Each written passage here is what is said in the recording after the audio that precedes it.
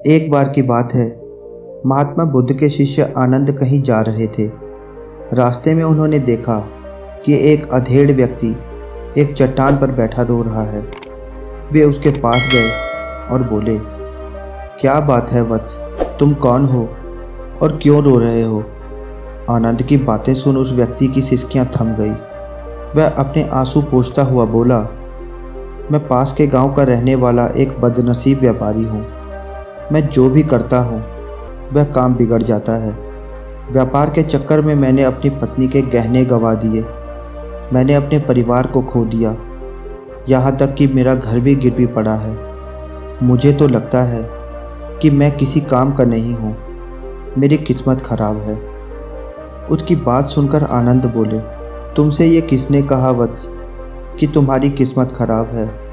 वह व्यक्ति बोला, पहले मैं खेती करता था, पर हर साल उसमें घाटा होता था। कभी सूखा पड़ जाता तो कभी ज़्यादा बारिश के कारण फसल बर्बाद हो जाती। इससे परेशान होकर मैंने व्यापार करने का निश्चय किया।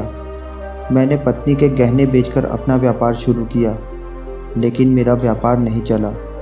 शुरू में परिवार वालों ने मेरा साथ दिया, लेकिन जैसे जैसे मुझे नुकसान होने लगा, मेरे परिवार वाले भी मुझसे दूर होते गए। मैं यह सब उनके लिए ही तो कर रहा था, लेकिन अब वो लोग मुझे देखकर नज़रें फेर लेते हैं और मुझे ही मेरे परिवार की दुर्दशा का जिम्मेदार ठहराते हैं। उस व्यक्ति ने एक लंबी सांस ली और फिर बोला, मेरा एक मित्र है, उसने भी मेरे साथ व्यापार शुरू किया था। उसका व्यापार अच्छा चल रहा है। वह जब भी मेरे घर आता है तो अपनी सफलता की कहानियाँ सुनाता है। उसकी बातें सुनकर मेरे घर वाले भी कहते हैं कि उसे देख और कुछ सीख उससे। हमें तो लगता है कि तेरे वश का कुछ भी नहीं है। उन लोगों की बातें सुनकर अब तो मुझे भी लगने लगा है कि शायद मेरे वश का कुछ है ही नहीं। अब तो मुझे अपना जीवन ही व्यर्थ लगने लगा है। मेरे मन में ख्याल आता है कि अपना जीवन समाप्त कर लूं। मैं यहाँ इसी इरादे से आया था, लेकिन हिम्मत नहीं कर पाया, इसलिए यहाँ एकांत में बैठकर विलाप कर रहा हूँ। आनंद बोले, ओह, तो ये बात। वैसे क्या तुम इसके अलावा कुछ और भी कहना चाहते हो? उनकी बात सुनकर वह व्यक्ति बोला, एक और मेरा काम खराब हो जाता है, दूसरी ओर मेरा मित्र है जो हर समय मुझे नीचा दिखाने का प्रयत्न करता रहता है। मुझे समझ में नहीं आता है कि मैं क्या करूं। आनंद कहते हैं, क्या तुम अपने मित्र की बातें सुनकर दुखी हो जाते हो? हाँ, मैं उसकी बातें सुनकर स्वयं दुखी हो जाता हूँ, उस व्यक्ति ने जवाब दिया। आनंद ने पूछा, तुम्हें किस बात का दुख होता है, अपने असफल होने का या फिर अपने मित्र के सफल होने का? उनका सवाल सुनकर वह व्यक्ति एक पल के लिए सोच में पड़ गया। फिर वह बोला, अगर सच कहूँ तो मुझे अपने असफल होने का उतना दुख नहीं होता है जितना कि मित्र के सफल होने का होता है। अर्थात यदि तुम्हारा मित्र असफल हो जाए तो तुम्हें खुशी होगी?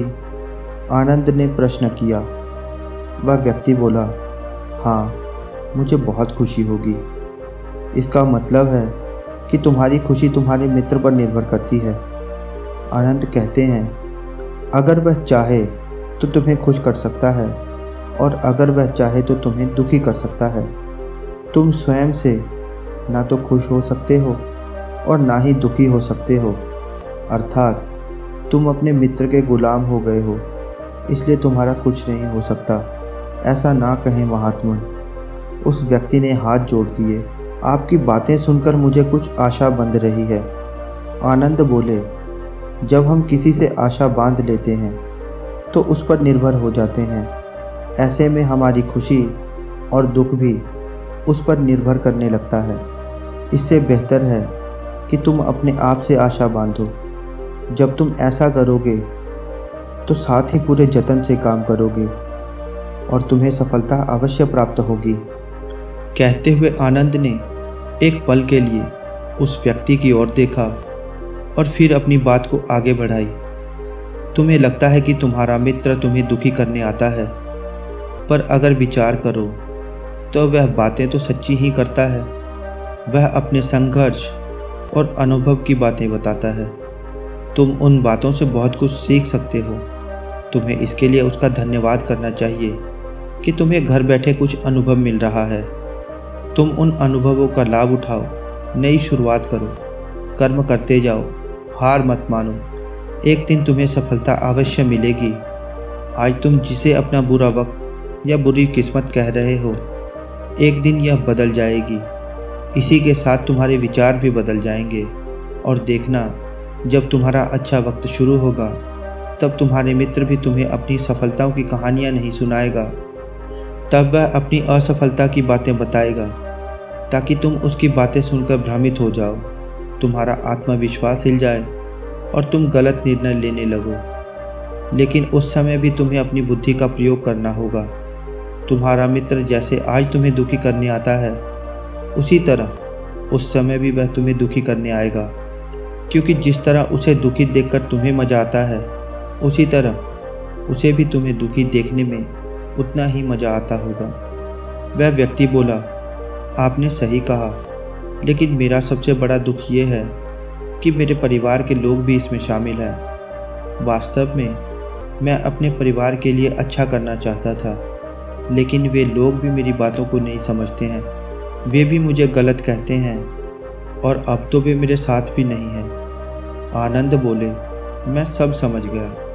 तुम सांत्वना चाहते हो। वास्तव में इस दुनिया में सभी लोग सांत्वना ही चाहते हैं। हम चाहते हैं कि हम कुछ भी करें तो लोग हमारी प्रशंसा करें, लेकिन आमतौर से ऐसा नहीं होता। इसलिए हम दुखी हो जाते हैं। हमें लगता है कि हमारे मित्र, परिवार वाले सब मतलबी हैं। लेकिन तुम अगर किसी को अपना परिवार मानते हो और उसके लिए कुछ करना भी चाहते हो, तो तुम्हें ऐसा क्यों लगता है कि तुम दूसरों के लिए कुछ कर रहे हो? वास्तव में तुम अपनी खुशी के लिए कर रहे हो। इसलिए परिवार के लिए कुछ करना वास्तव में अपने लिए करना ही होता है। लेकिन अगर ऐसा करते समय तुम्हें लगता है कि तुम दूसरों के लिए कर रहे हो, तो तुम दुखी रहोगे। और अगर तुम्हें लगता है कि तुम अपने लिए कर रहे हो, तो तुम हमेशा खुश रहोगे, क्योंकि जब तुम अपने लिए कुछ अच्छा करते हो या करना चाहते हो, तब तुम्हें सांत्वना की ज़रूरत नहीं पड़ती। आनंद की बातें सुनकर उस व्यक्ति के चेहरे के भाव बदल गए। वह बोला, आप सही कह रहे हैं, मैं समझ गया हूँ। अब तक मेरी किस्मत इसलिए ख़राब थी क्योंकि वह दूसरों के हाथों में थी। अब मैं अपनी किस्मत को अपने हाथ में रखूँगा। मैं फिर से प्रयत्न करूँगा और पूरे मन से काम करूँगा। जब तक सफलता नहीं मिल जाती, चैन से सोऊंगा नहीं और बैठूंगा भी नहीं। उस व्यक्ति की बात सुनकर आनंद मुस्कुराए और उसे एक छोटी सी डिबिया देते हुए बोले, अब इस डिबिया को हमेशा अपने पास रखना। इसमें एक ऐसा राज है जो तुम्हें बड़े से बड़े दुख से भी बाहर निकाल देगा। लेकिन इसे तभी खोलना जब तुम्हें जीवन में कोई रास्ता न सुझाई दे और तुम्हें लगे कि सब व्यर्थ है, यह दुनिया व्यर्थ है और यहाँ रहना भी व्यर्थ है। उस व्यक्ति ने आनंद को धन्यवाद दिया और डिबिया लेकर चला गया। उसने नए उत्साह के साथ अपना व्यापार शुरू किया। उसका व्यापार चल निकला। अपनी मेहनत और लगन के बल पर वह एक बहुत बड़ा व्यापारी बन गया। परिवार वाले भी उसके साथ आ गए और उसका जीवन हंसी खुशी बीतने लगा। अब वह भूतकाल का रोना छोड़ चुका था। वह भविष्यकाल की चिंता भी नहीं करता था, बस अपने वर्तमान को संवारने में लगा हुआ था। और जो कुछ भी वह करता था, वह अपने लिए करता था, अपनों के लिए करता था। इसलिए वह प्रसन्न था। उसके जीवन में अब कोई दुख नहीं था। लेकिन वक्त हमेशा एक जैसा नहीं रहता है। वक्त बदलता जरूर है। उसके जीवन में भी बदलाव आया। एक दिन उसके पड़ोसी राज्य पर राजा ने चढ़ाई कर दी। उसने इस राज्य पर अपना कब्जा कर लिया। उसके सैनिकों ने चारों ओर लूटपाट मचा दी। उन्होंने व्यापारी का सारा धन लूट लिया। उसके घर में आग लगा दी। जान बचाने के लिए उसे अपने परिवार के साथ वहां से भागना पड़ा। वह व्यक्ति अपने परिवार के साथ कई दिनों तक इधर उधर भटकता रहा। वह दाने दाने को मोहताज हो गया। उसका बच्चा बीमार हो गया। इलाज के अभाव में वह तड़पने लगा। यह देखकर उसका हृदय चित्कार कर उठा। वह कैसे अपने बच्चे का इलाज कराए? उसके पास तो खाने के लिए पैसे भी नहीं थे। ऐसे में उसे एक बार फिर निराशा ने घेर लिया। उसे लगने लगा कि उसका जीवन व्यर्थ है, सारी दुनिया व्यर्थ है, किसी भी बात का कोई मतलब नहीं है। भले ही आप जीवन में कितना भी कुछ हासिल कर लो, कितनी भी सफलता प्राप्त कर लो, पर अंततः यह जीवन समाप्त ही होती है। तो फिर ऐसे जीवन में रहने का क्या फ़ायदा? इससे तो अच्छा है कि वह अपना जीवन समाप्त कर ले। लेकिन तभी उसके दिमाग में आनंद की दी हुई वह डिबिया याद आ गई। उसने उत्सुकता के साथ उसे खोला। डिबिया के भीतर एक पर्ची रखी हुई थी। पर्ची पर लिखा हुआ था। उसे पढ़कर उसकी आंखों के आगे छाया निराशा का अंधेरा छट गया और वह मुस्कुरा पड़ा। पर्ची पर लिखा हुआ था, यह समय भी बीत जाएगा। उसने डिबिया को अपनी मुट्ठी में भींच लिया और एक नई शुरुआत के लिए उठ खड़ा हुआ। दोस्तों, अगर आप भी ऐसी ही परिस्थिति से गुजर रहे हैं तो निराश ना हो। अपने अतीत पर शोक मत करें और ना ही भविष्य की चिंता करें।